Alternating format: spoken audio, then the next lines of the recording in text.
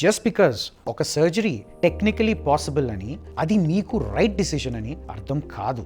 కన్సల్టేషన్లో నేను first decide చేసేది surgery చేయొచ్చని కాదు, సర్జరీ చేయాలా వద్దా అనేది.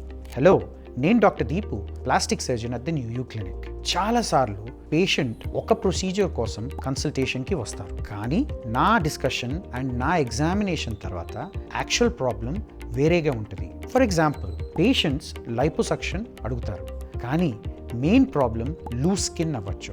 పేషెంట్స్ టమీ టక్ అడుగుతారు, కానీ వాళ్ళకి ఫ్యూచర్ ప్రెగ్నెన్సీ ప్లాన్ అనేది ఇంకా ఉంటుంది. అందుకే ఒక మంచి కన్సల్టేషన్కి 3 ఆన్సర్స్ ఉంటాయి: right indication, right procedure and right timing. అదే లాంగ్ టర్మ్లో బెస్ట్ రిజల్ట్స్ ఇస్తుంది.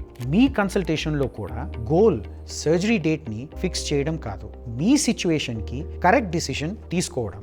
మీకు నేను చెప్పిన మాటలు హెల్ప్ఫుల్ అయితే ఫాలో అవ్వండి. నెక్స్ట్ రీల్స్లో కూడా ఇంకా ఇలాంటి కామన్ సర్జికల్ డిసిషన్స్ గురించి సింపుల్గా డిస్కస్ చేద్దాం.